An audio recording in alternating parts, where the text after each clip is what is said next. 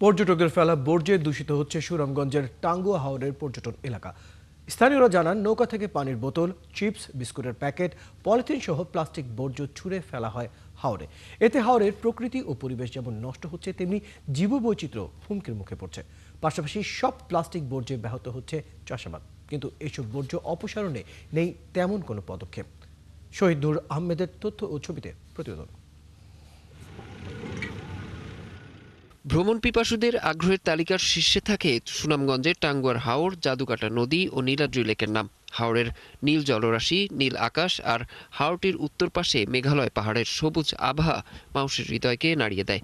পাশাপাশি তাহিরপুর উপজেলার একাধিক পর্যটন স্পটগুলো আকর্ষণ করে দর্শনার্থীদের। তবে পর্যটকদের অবাধ বিচরণ আর অসচেতনতার কারণে নষ্ট হচ্ছে এখানকার পরিবেশ। এলাকাবাসী জানান, যেখানে সেখানে পানির বোতল, চিপস, বিস্কুটের প্যাকেট, পলিথিন সহ প্লাস্টিক বর্জ্য ফেলা হচ্ছে। এসব প্লাস্টিক বর্জ্য পানির সাথে কৃষিজমিতে চলে আসায় চাষাবাদ ব্যাহত হচ্ছে। পর্যটক আসায় যে বোতল টুতুল ফেলাইতেছে, আমরা তো ট্রাক্টরে আল বাইলে বোতল ভাঙ্গা একবারে মানে ইয়ে হয়ে জায়গা কাশির চেয়েও আরো দাঁত আর তো কাটটা জায়গা আলবাই তরি না, চাষ করতে না। আমাদের এলাকায় যে পর্যটকরা আসে এই কারণে মনে করেন আমাদের এলাকায় যতটুকু উন্নয়ন হয় তার সাথে ক্ষতিগ্রস্তের মধ্যে বেশি পড়ি। এ বিষয়ে পরিবেশবিদরা জানালেন, হাওরের বর্জ্য ব্যবস্থাপনা নিশ্চিতে নজর বাড়ানো উচিত সংশ্লিষ্টদের। এই বর্জ্য পদার্থগুলা যদিও বা তারা ব্যবহার যেখানে সেখানে ফেলা, প্রশাসনের কাছে একটা দাবি রইল যাতে এটা সুন্দরভাবে ব্যবহার করা হয় এবং সুন্দরভাবে যাতে এটা মেনটেইন করা হয়। প্লাস্টিক বর্জ্যের অপসারণে শিগগিরই অভিযান চালানো হবে বলে জানালেন জেলা প্রশাসক।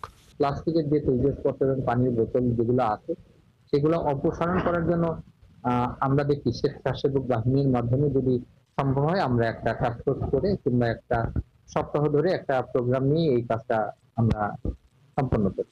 এই পর্যটন এলাকা সুন্দর রাখতে সবাইকে সচেতন থাকার পরামর্শ দিলেন জেলা প্রশাসক। অরিসুল ইসলাম, ৭১।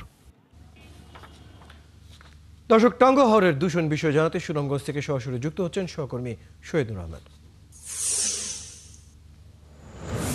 শহীদ নূর, হাওরে পর্যটকদের ফেলা বর্জ্যের দূষণ প্রতিরোধে জেলা প্রশাসন যে পদক্ষেপের কথা জানিয়েছেন, যেটি আমরা প্রতিবেদন দেখলাম, সেটি কতটুকু অগ্রগতি হয়েছে এবং পর্যটকদেরও তো সচেতনতা বাড়ানোর কার্যক্রমের প্রয়োজন আছে, সেটি নিয়ে কোনো কার্যক্রম পদক্ষেপ নেওয়া হচ্ছে কিনা?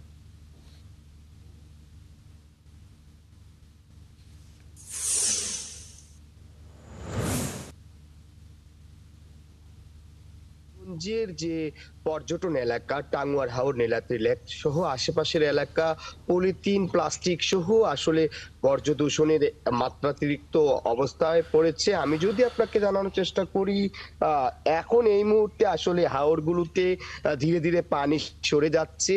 যদিও বা বর্ষা মৌসুমে এই হাওরেই ব্যাপক পরিমাণ পর্যটক আসেন, যারা টাঙ্গুয়ার হাওরে হাউসবোট দিয়ে ঘুরতে যান, আশেপাশে এলাকায় ঘুরতে গিয়ে আসলে স্থানীয়দের অভিযোগ তারা অসচেতন ভাবে পলিথিন এবং যদি বলি প্লাস্টিকে ব্যবহার করছেন এবং এটি কিন্তু তারা আবার এই হাওরে ফেলে দিচ্ছেন। এছাড়াও অভিযোগ রয়েছে নেশা জাতীয় যে কোমল পানীয়র বোতলও সেখানে ফেলা হচ্ছে। আমরা সরজমিনে আসলে হাওর এলাকায় ঘুরে দেখেছি এবং যতদূর আসলে দেখা গেছে এখন খুবই ব্যাপক ক্ষতির মুখে পড়েছেন কৃষকরা, কেননা এই পলিথিন এবং প্লাস্টিকের কারণে তারা কৃষিকাজে আসলে ব্যাহত হচ্ছে বলে আমাদেরকে জানাচ্ছেন।